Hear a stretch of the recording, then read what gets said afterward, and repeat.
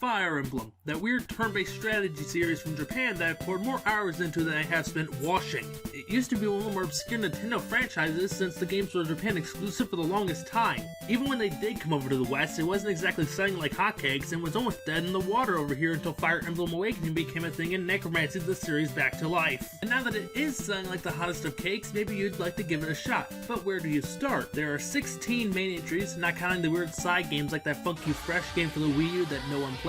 Here's hoping by the end of this tangent I can give you an answer. The first 5 games in the series, also known as the Kobe games, are interesting, and they sure as hell aren't a good place to begin your Fire Emblem experience. Firstly, unless you're from Japan, you aren't getting hold of one of these babies without one of these in a translated ROM file. Even if they were readily available in the West, all sparkling and new and begging you to nab them up in the game store, they are not newbie friendly. Fire Emblem 1 and its remake/sequel, Fire Emblem 3. No, it doesn't make sense, but roll with it please, this stuff is confusing enough already. Aren't bad games, but they are very, very archaic. Fire Emblem 2, on the other hand, is some hot garbage, yo. It's the Final Fantasy II of Fire Emblem, and by that I mean it's chock full of whack features no one asked for, like random encounters and really unbalanced mechanics like wearable shields that let you T-pose on your foes as they try in vain to chip your health down. Fire Emblem 4, while it has a wonderful story and characters, is very different from the games before and after its release. Maps are sprawling and huge, support conversations are a thing now, and seriously important to the second half of the game, and the newly implemented weapon triangle adds a new layer of strategy to the combat. Unfortunately, several of the new mechanics go unexplained, and while others like the support conversations and weapon triangle would become series staples, others would never be seen again,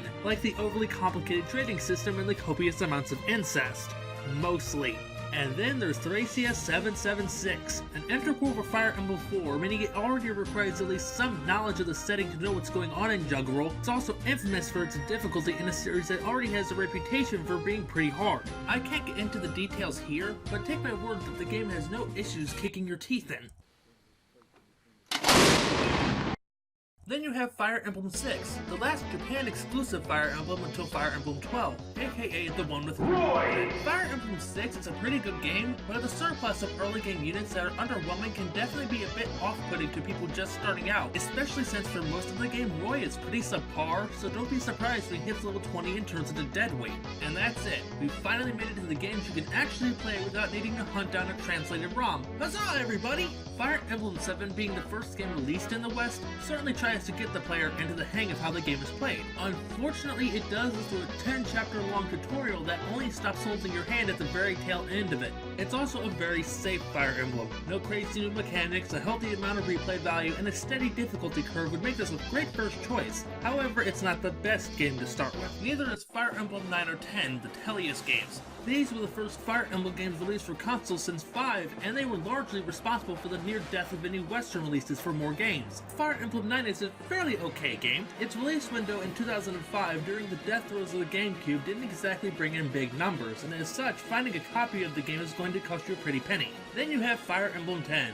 This game sucks dick, and was almost the death knell for Fire Emblem thanks to Intelligent Systems thinking it'd be a smart move to release it the same week as Mario Galaxy. Real smart people they got working at their marketing team, huh? It really doesn't help that this game would turn off a lot of new players thanks to how horrible the starting act is. A weak cast, terrible maps, and a hokey plot? Oh my!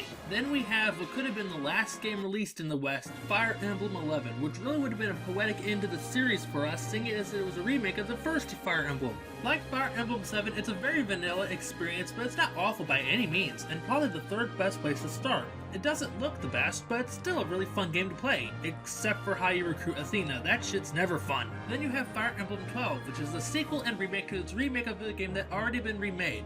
Oh boy! The most notable thing about this game is it introduced the custom avatars to Fire Emblem almost 2 full years before Awakening made it popular. Well, it's notable for that and making the Pegasus Knight Paula absolutely busted. Now, we've finally gotten to the games most people have actually played, starting with Awakening.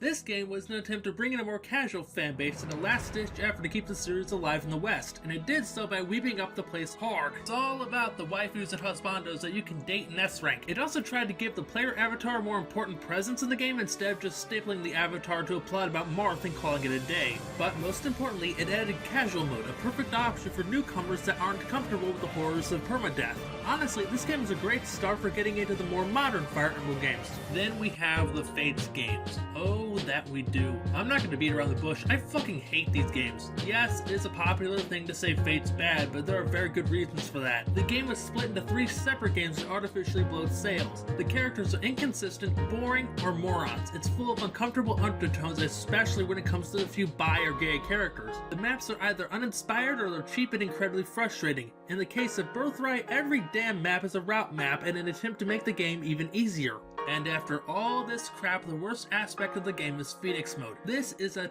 terrible addition that thankfully is exclusive to this game. What does it do? I'll tell ya.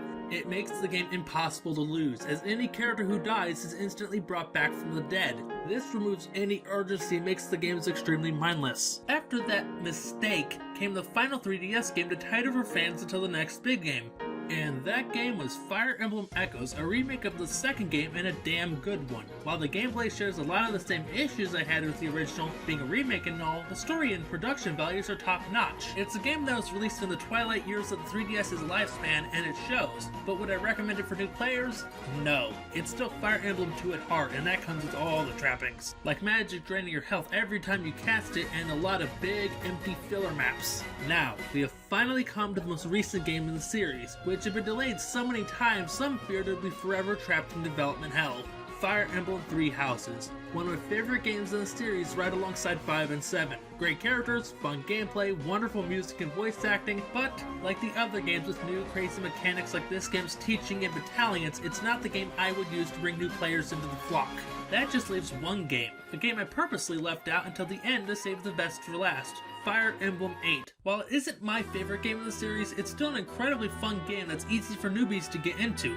The tutorial is over and done with in a couple of chapters, unlike 7 which had a full tutorial story arc. The story itself is nice and compact, not requiring a history course on the setting to know who's who, and also surprisingly dark at times. It even buffed the class upgrade system, bringing back the 3rd tier classes from 2, but adding more player choice by offering 2 choices instead of a linear progression.